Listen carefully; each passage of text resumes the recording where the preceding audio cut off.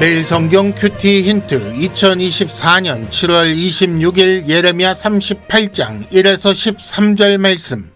큐티 힌트는 성도 여러분의 큐티를 돕기 위한 것입니다. 성경 본문을 혼자 읽고 이해하며 묵상하고 적용할 수 있도록 배경과 내용을 설명하고 묵상과 적용을 위한 힌트를 제공합니다. 하지만 저의 묵상 내용을 나누거나 설교하려는 것은 아닙니다. 큐티는 이 영상을 보신 후에 시작하는 지극히 개인적인 시간입니다.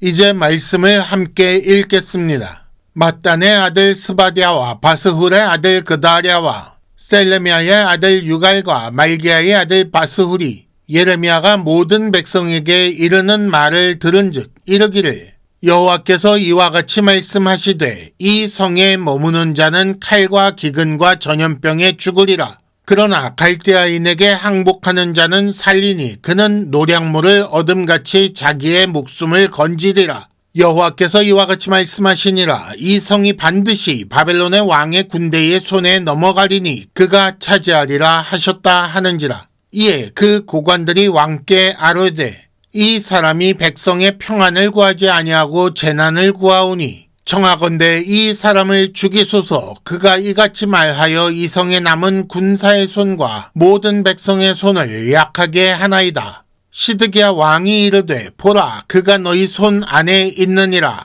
왕은 조금도 너희를 거스를 수 없느니라 하는지라. 그들이 예레미야를 끌어다가 감옥들에 있는 왕의 아들 말기야의 구덩이에 던져 넣을 때에 예레미야를 줄로 달아 내렸는데 그 구덩이에는 물이 없고 진창뿐이므로 예레미야가 진창 속에 빠졌더라. 왕국 내시 구스인 에벤멜렉이 그들이 예레미야를 구덩이에 던져 넣었음을 들으니라. 그때의 왕이 베냐민 문에 앉았더니 에벤멜렉이 왕궁에서 나와 왕께 아뢰어 이르되 내 주 왕이여 저 사람들이 선지자 예레미야에게 행한 모든 일은 악하니이다. 성중에 떡이 떨어졌거늘 그들이 그를 구덩이에 던져 넣었으니 그가 거기에서 굶어 죽으리이다 하니 왕이 구스 사람 에벤멜렉에게 명령하여 이르되 너는 여기서 30명을 데리고 가서 선지자 예레미야가 죽기 전에 그를 구덩이에서 끌어내라.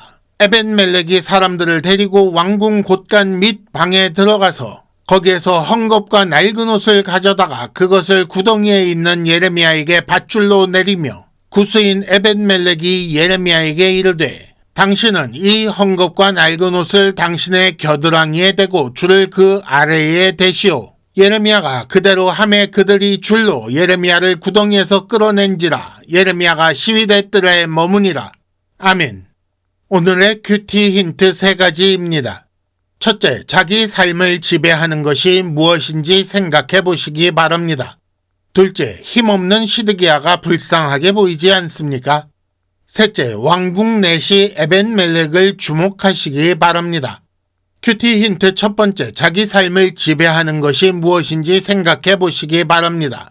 2절에 보면 예레미야가 전한 말씀이 나옵니다. 이 성에 머무는 자는 칼과 기근과 전염병에 죽으리라 라고 하면서 항복을 권합니다. 4절에는 유다 고관들의 말이 나오는데 예레미야가 남은 군사의 손과 모든 백성의 손을 약하게 한다고 주장합니다. 예루살렘은 바벨론 군대에 의해 포위되어 이미 양식도 떨어진 상태입니다. 그런 상황에서 고관들은 끝까지 맞서 싸우려는 생각이고 예레미야는 하나님의 말씀을 그대로 전하고 있습니다. 일반적으로 생각해보면 고관들의 말은 틀린 것이 없습니다. 전쟁 중에 사기를 떨어뜨리는 말을 하는 예레미야는 반역자일 수 있습니다. 하지만 예레미야는 하나님의 선지자입니다. 하나님께서 전하라고 주신 말씀을 전하지 않을 수 없는 사람이고 그래서 그 말이 어떤 의미로 비칠지 알면서도 그 말씀 그대로 전했던 것입니다.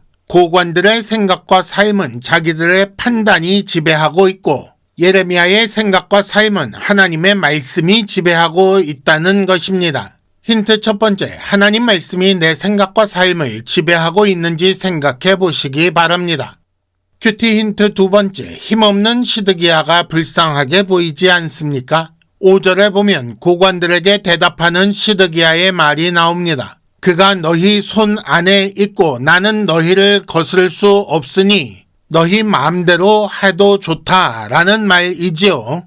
시드기야 왕은 바벨론 왕에 의해 세워진 왕이고 예레미야를 잡아 가둔 고관들은 친이집트 성향을 가진 사람들이었습니다. 그런 관계 속에서 지금 시드기야의 모습을 보면 실권을 누가 가지고 있는지 보실 수 있을 겁니다. 그러면서 이런 생각이 자연스럽게 들지요. 힘은 어디서 오는가? 바벨론과 이집트 두 강대국 사이에서 유다는 이리저리 흔들리고 있습니다. 나라를 운영하는 사람들로서 정치 외교적으로 해결하려는 생각이 어쩌면 당연한 상황이지요. 하지만 유다의 정체성은 어디에 있는가 생각해 보십시오. 유다는 하나님 나라 아닙니까?